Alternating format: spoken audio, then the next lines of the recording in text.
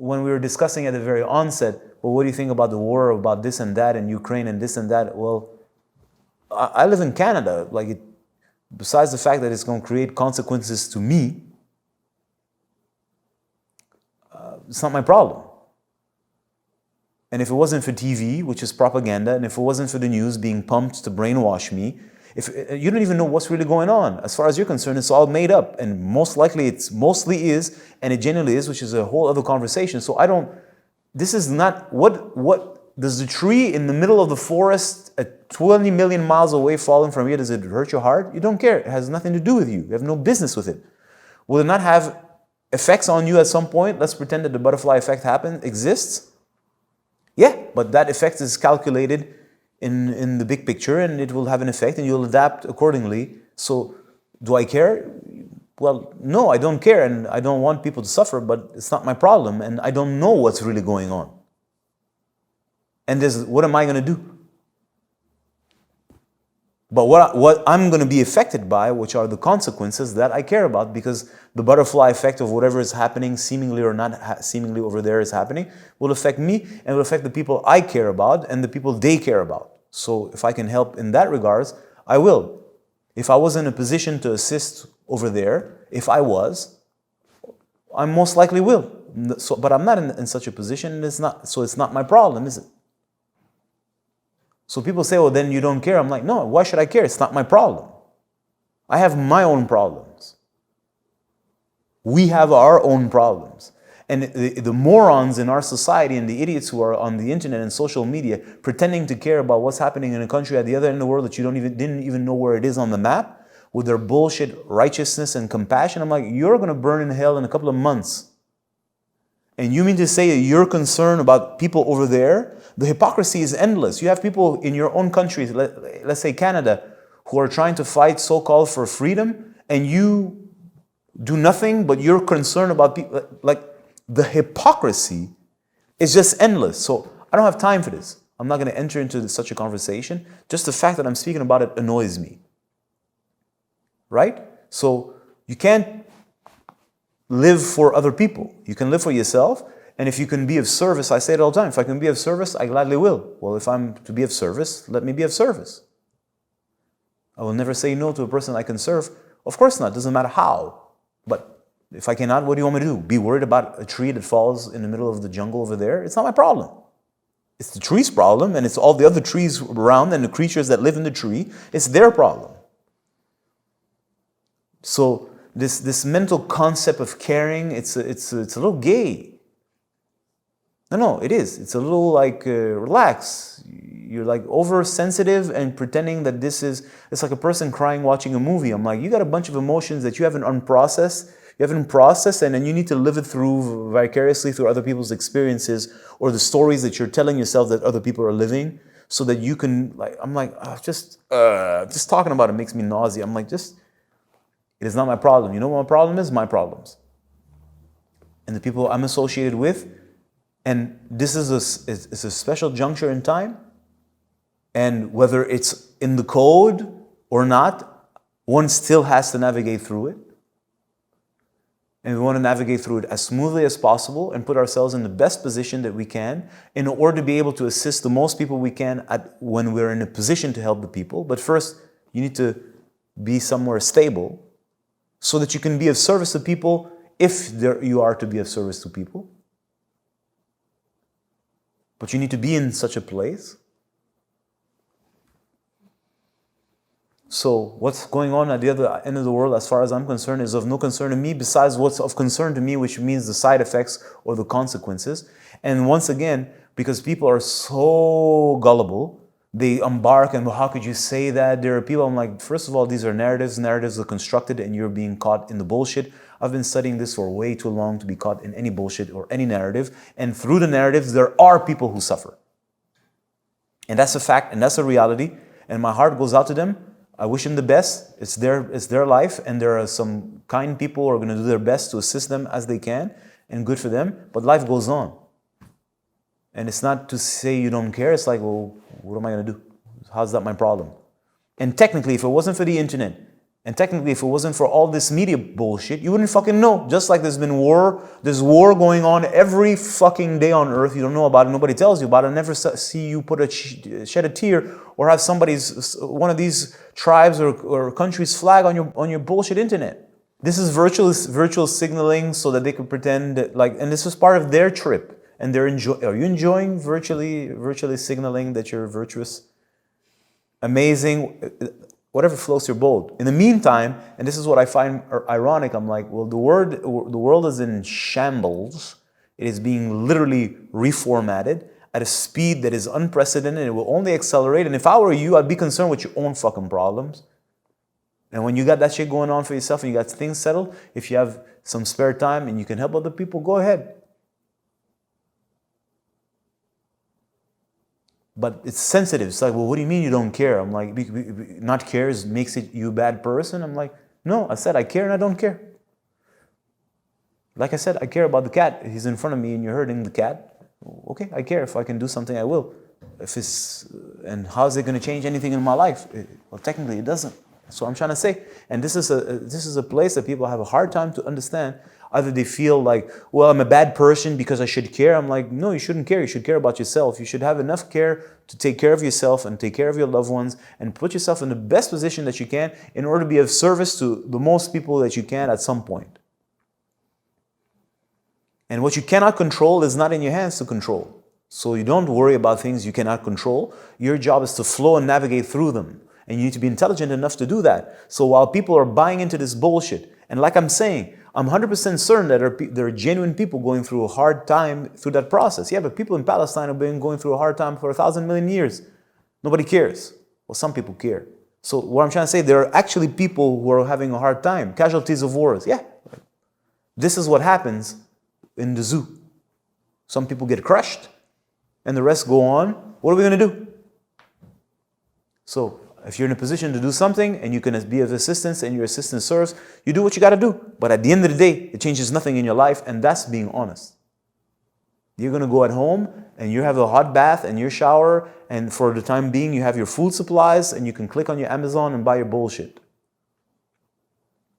And this is where people have a hard time to process this, because everybody thinks they're a bad person. Maybe I should care more. I'm like, no. Humans are selfish. Selfish in the sense like, well, if I'm fine, then maybe I can take care of other people. But the irony is that nobody's fine, or very few people are in a fine position. So there's something funny going on. You're not fine. Do you understand what's been going on and what they've been doing to you? And you're concerned with other people, pretending that you have the space to care for them when you don't even have space to care about yourself, your situation, your children, your loved ones, your family. You don't even have space to care about their well-being, but you're concerned. You care about people you don't fucking know in a country you probably don't know and never heard of? Get the fuck out of here. So this is a load of shit, which is what it's mentally induced by people who are trying to get away from themselves and don't have enough heart for themselves to help yourself. Right? When you once upon a time used to go on a plane without a mask, because now there's going to be two steps. Right? If there's turbulence in the plane and the stupid mask comes off, first you have to take off your mask, then put the new mask. But before, you had to just put on your mask. And what did they say? First, you put your mask, then you assist another person. Because if you can't breathe, you're going to be about choking in a minute. So it's kind of pointless.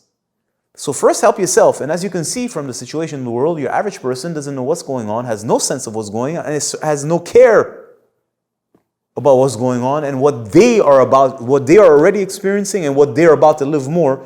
But now they pretend that they're available to care about somebody or some people at the other end of the world. So take care of yourself. Take care of your loved ones. And if you can find a little moment of repose, then have some heart for other people. And if you can be of service, be of service. Yeah. But be of service is the extension. It is not what defines me. It is not who I am. It's extension. I can give more. The more I have, the more I can give. Now don't go pretend that you're giving care when you don't have care for yourself, or real care for the people around you, or real care for your own country, whatever country is, whatever is left of the idea of a country. It's a load of shit. So just to wrap up, This is all a story, it's all a narrative, it's being played right in front of you, and most people are falling into it because they're unfortunately ignorant. And these stories are there to play with people's emotions, to get them high, to get them low, and secretly manipulate them, and secretly, not so secretly, guide them towards a specific kind of outcome. And it's working wonderfully, as you can see. Once upon a time, we were talking about the so-called COVID war. Now it's gone. Now it's that. And this is what it's, and I'm not saying there's not some casualties.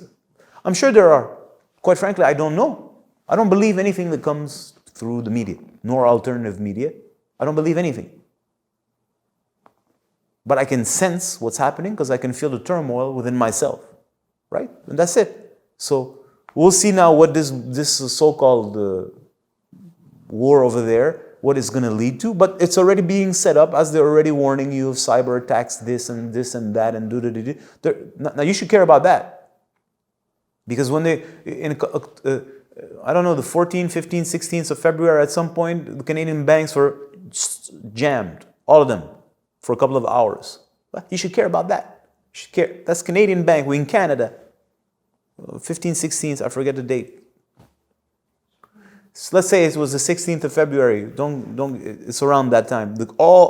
If I'm not mistaken, all Canadian banks were frozen. You can get access to your money for a couple of hours. This is in Canada. And you're concerned with something going on at the other end of the world. Get the fuck out of here. You should take care of yourself, take care of your loved one, put yourself in the best position that you can. And if you're in a place where you have more and you have a lot of resources and you can be of service to others, then go ahead and be of service to others. And that's the best that you can do. And then, dare I say, enjoy. So just to wrap it up, like I said, we can navigate from the surface to the depth. And for a so-called true man, that means a person who's anchored in reality. You're anchored in reality, but our everyday life lives in the zoo. And the zoo is affecting us.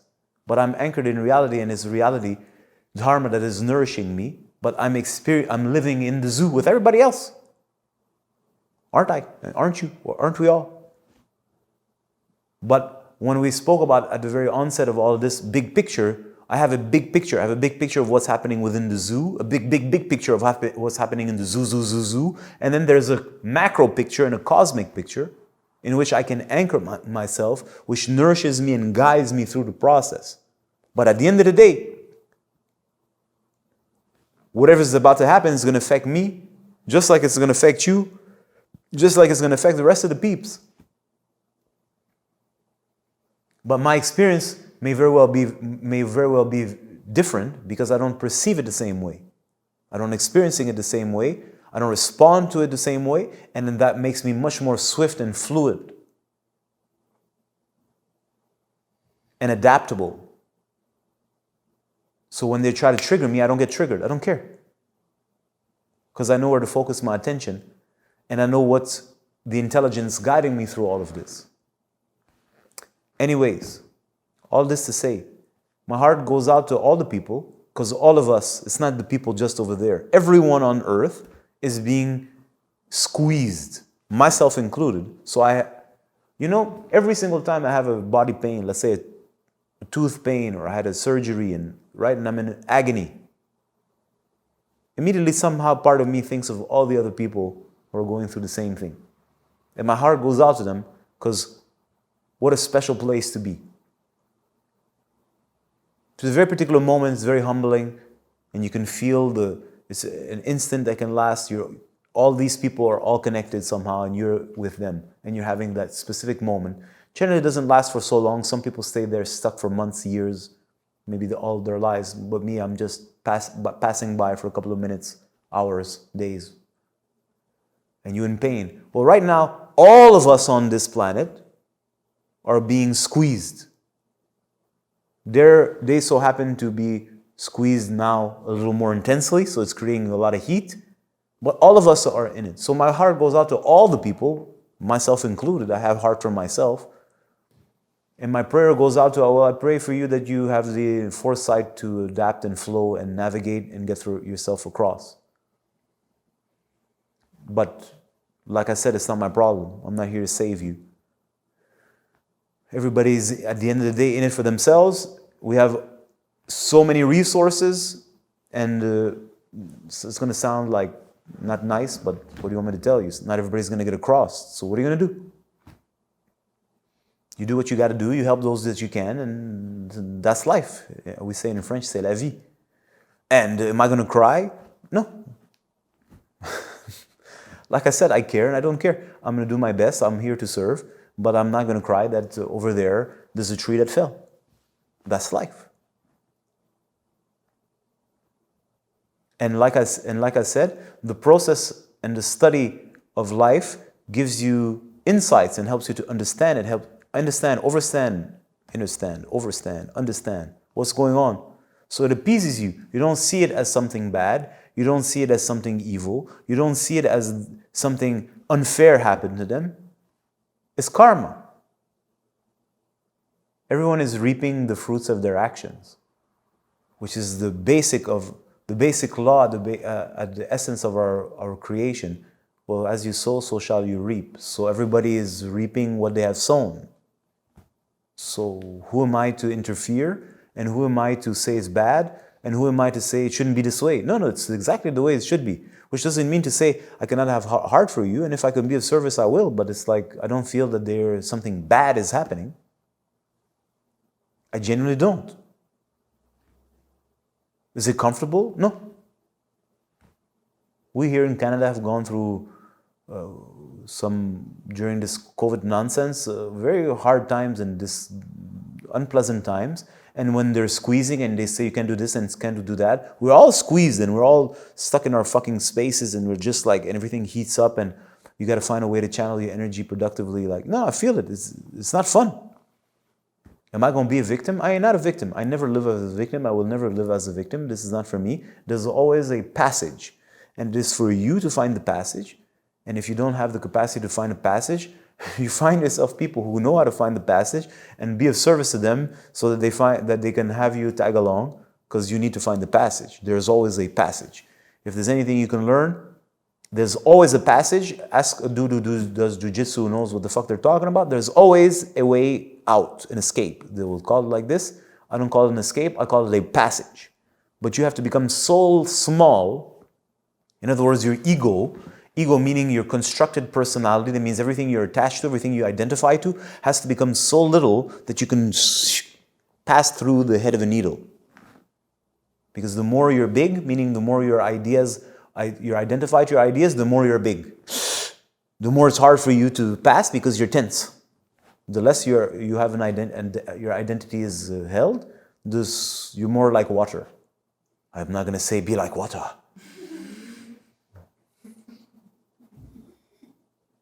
I did. Be like water, my friend. Be like water.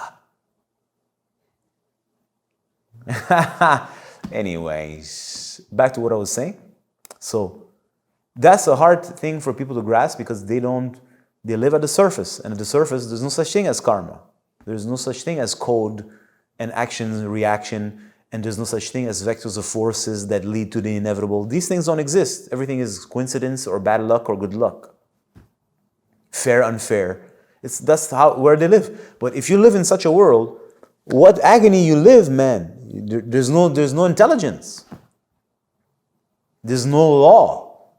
And a world that runs without law is a world of chaos. And I assure you, we do not live in a chaotic world, as you can clearly see by the motion of the sun and the moon and the stars. So we live in a world that is governed by law, and it's for you to discover the law so that you can learn how to flow through and with the law so that you can see the intelligence of that law and that you can potentially discover a law that is greater than that law, in which you can install yourself, that appeases you and helps you to relax and